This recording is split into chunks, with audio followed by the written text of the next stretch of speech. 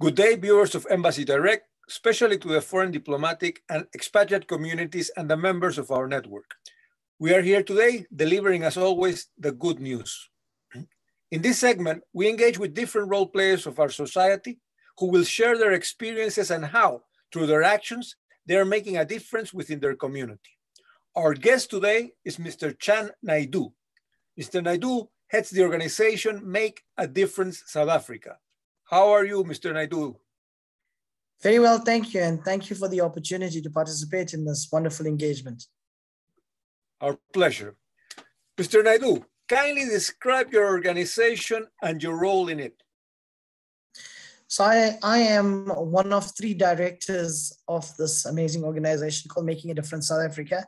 And as the name would say, it speaks volumes for itself. We indeed at the forefront of making a difference in this wonderful country of ours. We focus on 3 major aspects, which is humanitarian aid from a perspective of disaster relief.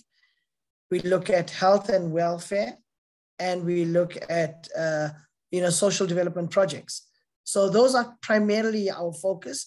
One of our 2 main key focuses of late have been the long-standing project of the school shoe project, which is aimed at providing school shoes to disadvantaged kids to create that environment where a child feels confident to go to school, to break that cycle of poverty through the power of education. That is within our locus of control. And of late, we've been applying a great amount of effort in the relief efforts in KwaZulu-Natal post the rioting. But part of that process is not just a mere activity of handing out food hampers and bringing immediate relief, but it's part of a whole process of nation building and rebuilding and reconstruction in terms of trying to rebuild what has been damaged from a social cohesion perspective. What are the key challenges your organization faces? Well, like any nonprofit organization, the key challenge is funding. We are able to only deliver to the extent that we have funding. We are a registered nonprofit organization in this country. We are at the coalface of all the major disasters that this country faces. We are there to deliver. And what distinguishes us? Why should a funder look at supporting an organization like this?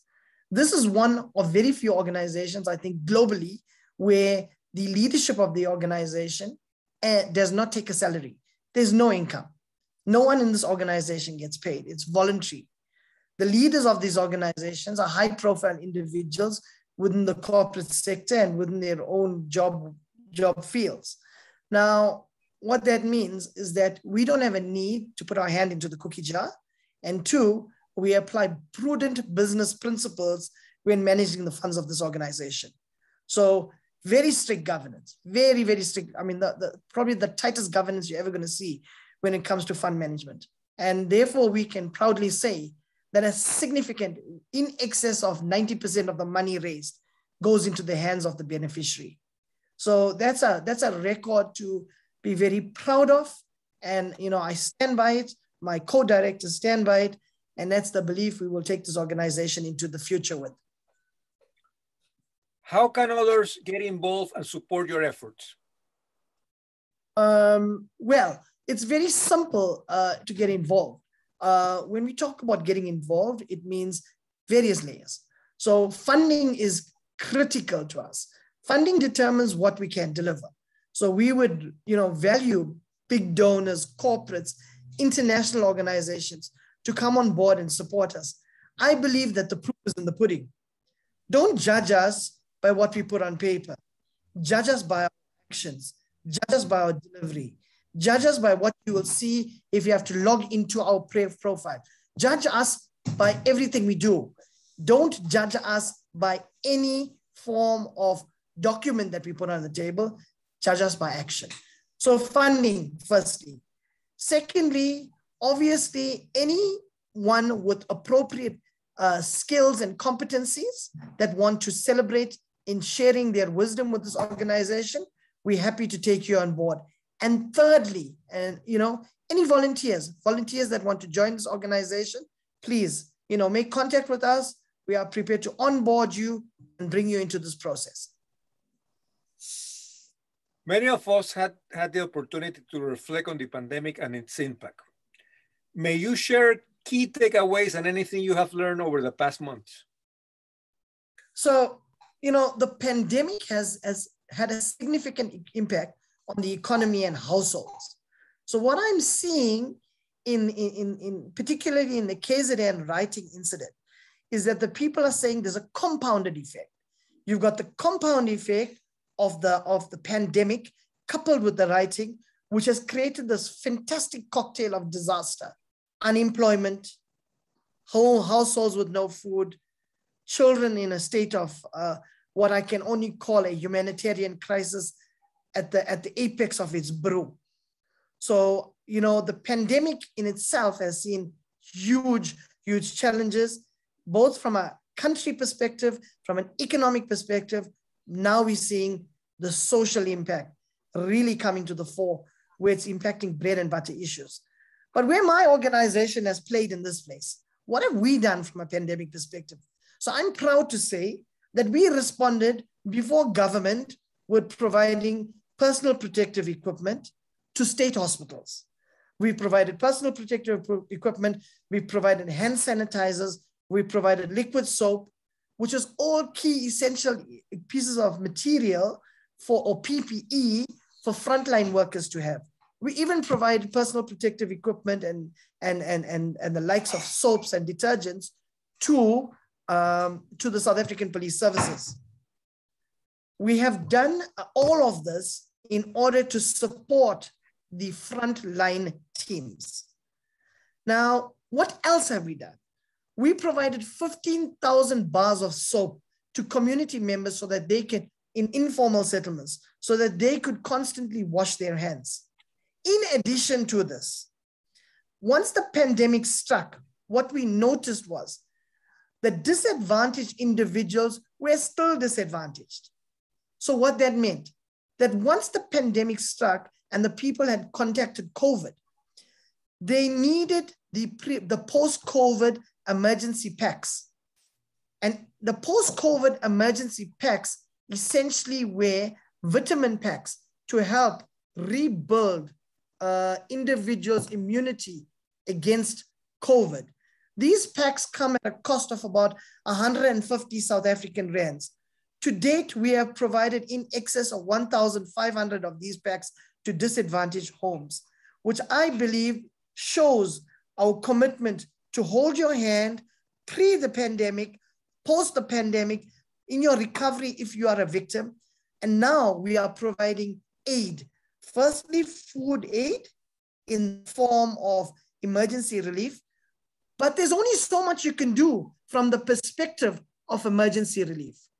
Now, you can't continue forever in a day providing food hampers because this is not sustainable. What is the sustainable solution in all of this? We are looking at long-term sustainability from trying to help people create home gardens to become self-sufficient. Now, these home gardens is an amazing concept that we have coined.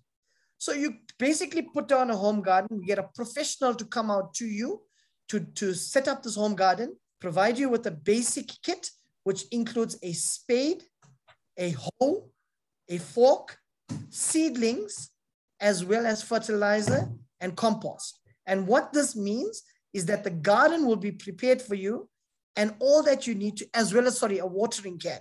And all that this means for you as the beneficiary is to water this garden on a regular basis and then reap the rewards of the crop.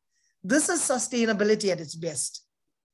You can't continue with handouts. You need to, and that's where we talk about empowerment. And then the other arm of empowerment is education. Now, education from the perspective of the child that has been a victim of this situation. We want to put proper school shoes on their feet, put sanitary pads for the girls, and we're looking at reusable sanitary pads in this instance, where it can be a long-term sustainable solution. And then that girl will be able to go to school and not be marginalized by a biological occurrence in her body, and this will ensure that she goes to school. So that's my and my organization's sustainable plan into the future. What do you believe are South Africa's main challenges? And could you touch on some of the solutions you would like to see implemented? So clearly in South Africa, the challenge that we're faced with is unemployment. The primary challenge, the unemployment. And that is the heart of the economic problem. So you almost stuck with a double whammy here. You have the economic challenges that the country faces as a whole, and tagged onto that is the unemployment situation. So what are the solutions that are on board? Clearly, economic investment into the country by foreign countries and foreign investors creates the opportunity for jobs. But from a political perspective, a government sector perspective, what the government needs to do is become more business friendly to create that environment, that enabling environment suitable for business to grow. And important to that is political security and economic security. So the government needs to give that security to investors to put their money into this country and to encourage investment, which has a coupling effect of encouraging job creation. And it's only through job creation and through the power of education can we break the cycle of poverty, and can we and we as an economy can develop and grow at the rate we desire to grow. We cannot continue with the process of being a nanny state. We cannot give handouts, social grants on a continuous basis. We now need to create the enabling environment for job creation. And through that enabling environment, we take people into the job market and make them economically active and break those frustrations that may have been partially a cause that was brewing that resulted in these acts of writing. If we had proper jobs, those individuals that were unemployed would have also come to the realization that if we engage in such criminal activity, the people that are going to be affected in the long term is going to be us. We will not have jobs because the places that are being damaged are actually the places that create jobs for us. I think the enabling environment must be created. Economic investment is clearly required, and international investment through job and job creation will flow. Do you have hope for South Africa's future? And if you do, why? Absolutely have hope. Hope, and more hope. This is a beautiful country. It has so much to offer. Those international visitors that have visited this country and have seen what this country has to offer come back and come back again because of its beauty, because of its kind people, because of the environment that you encounter. Now, what are the hurdles? The hurdles in this country I've articulated quite clearly in the previous question. I think we need to work together collectively, government, business, and community stakeholders, and collectively come up with solutions that enable the growth of this economy. I think the stumbling block clearly is jobs. And obviously, and let's not hide away from it, is corruption. We need to address these things, and we need to address this with the strongest possible response. And I must commend the government of today for the hard work they've been applying to address the challenges that they face and the challenges that it has inherited from a corruption perspective. And often taking decisions that were not generally accepted within the political within the political environment of the leading party. So the leadership of the current party must be commended for the stance they're taking. And clearly, if this is an example to be looked at going forward, then I'm certain that the corruption element will be adequately addressed. So if we address the corruption component, we address the job creation component, we create a perfect enabling environment for economic growth and development, which will encourage tourism and the benefits. This country is a prime country for tourism. The tourism sector can be a massive job creator itself, but safety and security must be guaranteed for our international guests when they do come into the country. And to a large extent, prior to the writing, it was guaranteed. But now I think there needs to be a little bit of rebuilding and rework done, and we will achieve that point where we can tell our international guests, yes, you are welcome. South Africa is open for business. Please come, enjoy our beautiful seas, enjoy our beautiful hotels. We are world-class, and we will compare to any first world country from a service, from a quality, from a value for money delivery. We would love to feature your positive initiatives on our website and trust that you will be keen to spread the word. Absolutely, and we thank you for that, and we thank you for believing us, and we thank you for making a difference to the next level from an international perspective. We are no longer just a national nonprofit organization. We want to expand our international footprint. I'm sure you will do. Thank you so much, Mr. Naidoo, again, for your time, for your sharing your experiences, and we wish you well. Thank you, sir. Much appreciated. Keep well. Cheerio. Bye-bye.